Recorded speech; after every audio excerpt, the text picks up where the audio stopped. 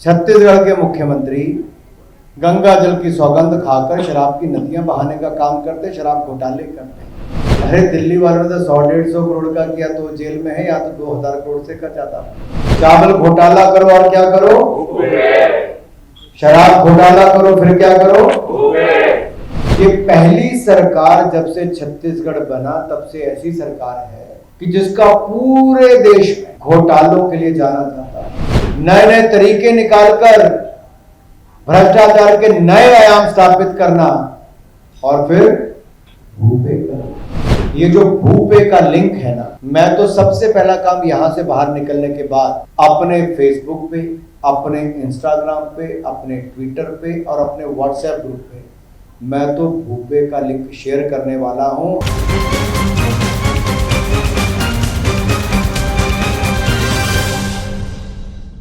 Bharatiya Janata party की सरकार जब मध्य प्रदेश में बनी, उससे पहले मध्य प्रदेश को बीमारू राज्य के रूप में जाना जाता है।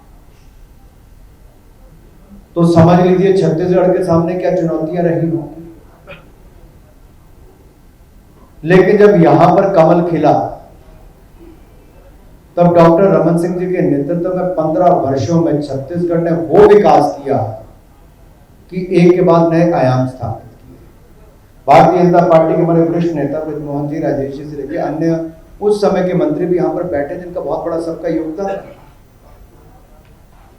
लेकिन 5 वर्षों में छत्तीसगढ़ का क्या हाल कर दिया, छत्तीसगढ़ को बेहाल कर दिया। और ये तो होना ही था जब किसी ने गंगा जल की कसम खाकर कहा हो कि शराब मुक्त कर देंगे, शराब पर प्रतिबंध लगाएंगे और घर घर शराब की होम डिलीवरी शुरू कर दी हो। तो समझ सकते हैं क्या हुआ।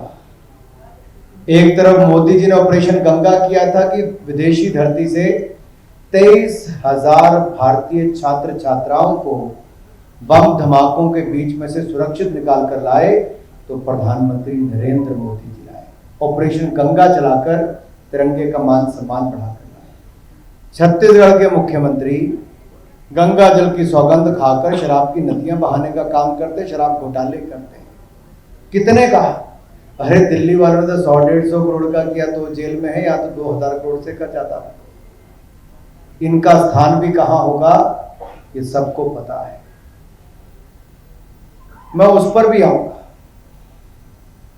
लेकिन उससे पहले मैं कुछ बातें जरूर करूंगा, क्योंकि युवा साथियों के बीच में पिछला कार्यक्रम करके आया। रोजगार तो दिया नहीं, बेरोजगार बनाया। फिर बेरोजगारी भत्ते का वायदा किया था तो 30 महीने होने जा रहे हैं, वो वायदा भी पूरा नहीं किया।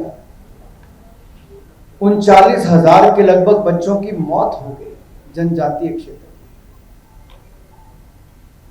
एक बच्चे की मृत्यु भी हो जाए तो दर्द होता है, यहाँ 39,000 बच्चों की मृत्यु हो गई।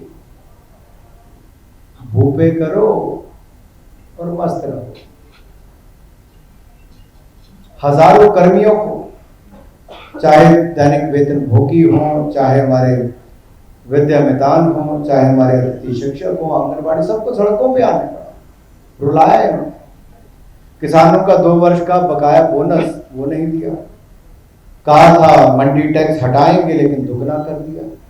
अब इन सब बातों में जाऊंगा तो बहुत लंबा समय लगेगा, क्योंकि जो वायदे किए वो पूरे नहीं किए। 36 किए, पूरे नहीं किए। इनके वायदे किए लेकिन पूरे नहीं किए। मैं बधाई देता हूं भारतीय जनता पार्टी के छत्तीसगढ़ यूनिट को, जिन्होंने आज टेक्नोलॉजी का उपयोग करके प्रदेश और देश की जनता को जागरूक करने का एक नया कदम उठाया है। और नाम भी बड़ा शानदार दिया है, भूपे। क्या नाम दिया है भाई? आवाज आई नहीं, क्या नाम दिया है? छत्तीसगढ़ वालों को तो आदत पड़ गई है, भ्रष्टाचार करो और क्या करो, चावल घोटाला करो और क्या करो, शराब घोटाला करो फिर क्या करो, गोबर घोटाला करो फिर क्या करो। गोठान घोटाला करो फिर कोयला परिवहन घोटाला फिर कोरोना घोटाला फिर पीएम गरीब अन्न कल्याण घोटाला फिर सट्टा स्कैम फिर चावल घोटाला फिर यूरिया घोटाला फिर पीएससी घोटाला फिर डीएमएफ घोटाला फिर अब घोटाले पे घोटाला करो फिर। ये तो ऐसा हाल हो गया है कि सब कुछ लूट लिया। सौम्या चौरसिया जी का नाम इस एक वीडियो में दिखाया गया। हमें वहां के अधिकारी पूछ रहे थे कि इसलिए क्यों वापस राज्य में छत्तीसगढ़ अधिकारी वापस जाने की कुछ चर्चा करते हैं। कलेक्टर का काम कुछ और होता है, उन्होंने कलेक्शन पे लगा दिया था, कुछ कलेक्टर्स को वसूली पे लगा दिया। ये पहली सरकार जब से छत्तीसगढ़ बना तब से ऐसी सरकार है कि जिसका पूरे देश में घोटालों के लिए जाना जाता है। नए नए तरीके निकाले गए, 2 नंबर में शराब कैसे बेची जाती है और पैसा किसके खाते में जाता है। ट्रकों पर उग्राही कोयला लाने ले जाने में कैसे ली जाती है, छत्तीसगढ़ में सीखा जाता है। नए नए तरीके निकालकर भ्रष्टाचार के नए आयाम स्थापित करना और फिर भूपे करो, सब कुछ करो, पैसा खाओ, मस्त रहो, फिर भूपे करो। मेरा सवाल यहां पर माननीय मुख्यमंत्री जी से है कि 36 प्रमुख वायदे हैं, जनता आपसे उसके सवाल पूछती है, आप उस पर क्या करने वाले? क्योंकि वायदे तो आपने पूरे किए नहीं, 30 महीने हो गए, लेकिन बदले में माफिया राज छत्तीसगढ़ में जाना चाहता है। Land mafia, sand mafia. कौन कौन सा mafia? Land mafia, sand mafia, शराब माफिया, ड्रग्स माफिया, कोल माफिया, माफिया पे माफिया।